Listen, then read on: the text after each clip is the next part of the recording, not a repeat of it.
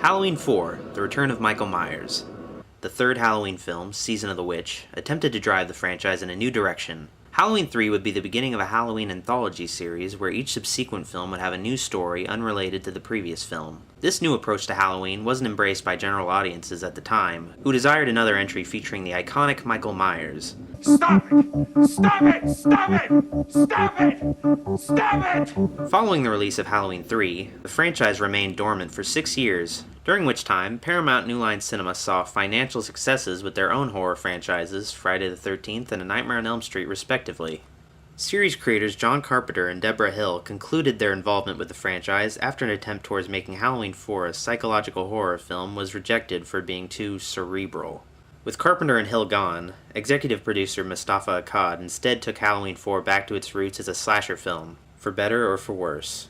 The screenplay for Halloween 4 was completed in 11 days by Alan B. McElroy before the 1988 Writers Guild of America strike could begin. In concept, the story of Halloween 4 was basically the same as the original film. After spending years in captivity, Michael Myers escapes on Halloween and returns to his hometown of Haddonfield for another killing spree. Much like the Halloween franchise following Season of the Witch, Michael Myers has been in a comatose state after first returning to Haddonfield 10 years earlier. During his transfer back to Smiths Grove Sanitarium, Michael overhears that he has a niece in Haddonfield and emerges from his coma to finish what he started in 1963. Michael's doctor, Samuel Loomis, is revealed to also have survived the events of Halloween 2.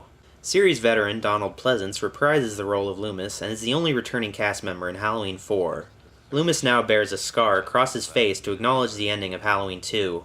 It still seems unlikely that Loomis would survive an explosion, but his presence is certainly welcomed. If you don't find him in 4 hours, I'm sure I will. Loomis is once again on the hunt for Michael, but unlike in the original, Michael and Loomis cross paths on their way to Haddonfield. The two share a poignant scene together where the doctor pleads for his patient to leave Haddonfield in the past. It's of course no use, but in a series first, this scene offers Loomis the chance to actually speak to Michael before firing his weapon. If you want another victim, take me. But leave those people in peace. Please. Michael. God damn you. Michael's target in Halloween 4 is a little girl named Jamie Lloyd, the daughter of Laurie Strode. Laurie and Jamie's father supposedly die at some point between Halloween 2 and 4. Jamie was adopted by the Carruthers family, but despite their acceptance of her, she still feels like she doesn't belong with them. Do you love me, Rachel? Of course I love you. Like a sister? We're not really sisters, Jamie. But that doesn't mean that I love you any less. Jamie is haunted by her family's dark past. The other children at school hate and torment Jamie for what her uncle did. Jamie also appears to literally be haunted by her past. Michael appears to Jamie in a nightmare, and later, when Jamie dons a clown costume, her uncle appears to her in a mirror as a little boy. It isn't made clear whether or not these visions are supernatural in nature. Some things are better off left unexplained. Halloween 4 features a soap operatic subplot involving Jamie's sister Rachel's relationship with her boyfriend Brady. Rachel discovers at the last minute that she'll have to babysit Jamie, preventing her from going out with Brady. Brady doesn't take this news well and proceeds to cheat on Rachel with Kelly, the sheriff's daughter. While taking Jamie out trick-or-treating, Rachel discovers Brady's infidelity, creating tension between Rachel, Brady, and Kelly later in the film when they're all trapped in the sheriff's home together. Wise up to what men want, Rachel. Or Brady won't be the last man you lose to another woman.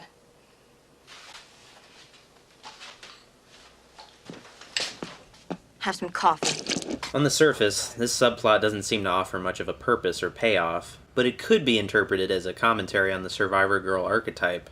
Much like Laurie Strode before her, Rachel survives Halloween 4 seemingly just because she did what she was supposed to do.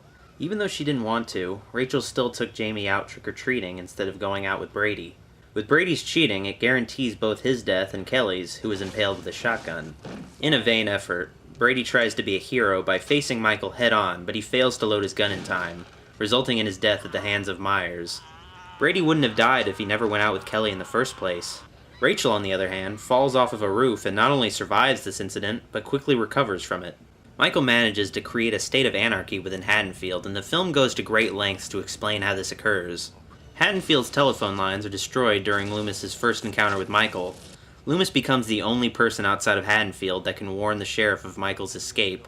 Later, Michael cuts off all power in Haddonfield.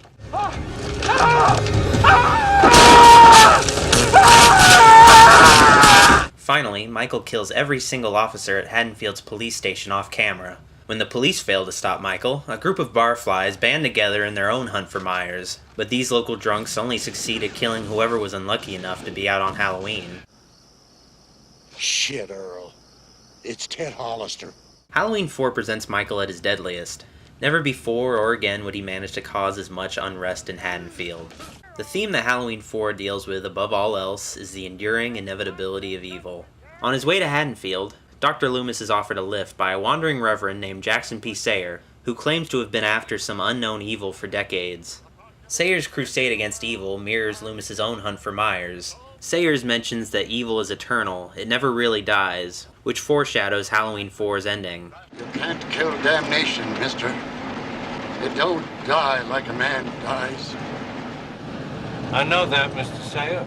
Even if Michael actually died, someone else would take his place eternally.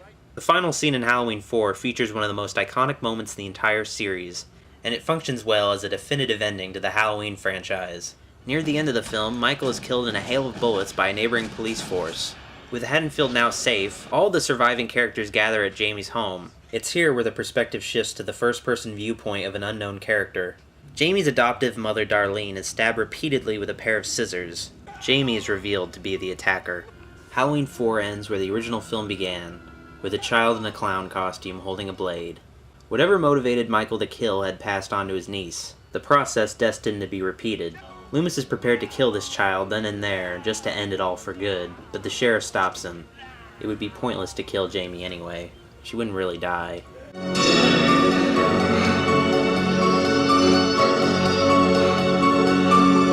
Halloween 4's narrative is solid, but some lines of dialogue sound hokey or dated. Hey, Wade, why don't you go ahead and make your move? Don't rush me, Brady. Timing's gotta be primo.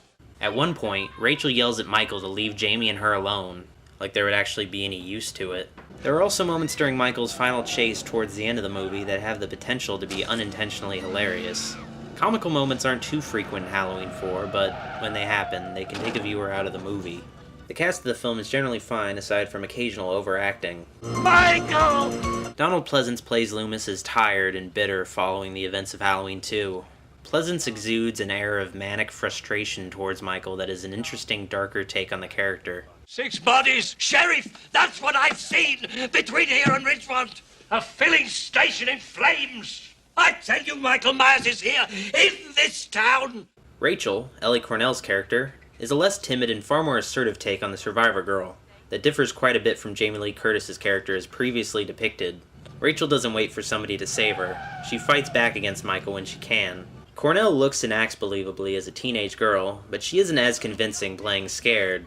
What does that mean? The real breakout role of Halloween 4 is Danielle Harris as Jamie Lloyd.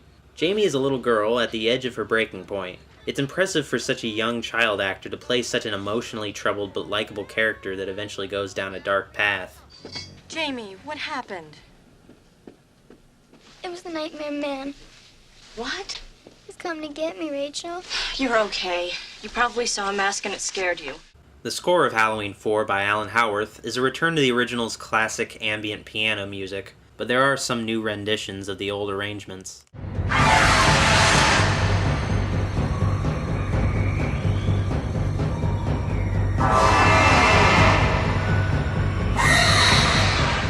Halloween 4 director Dwight H. Little diverges from some of the traditional elements of the series.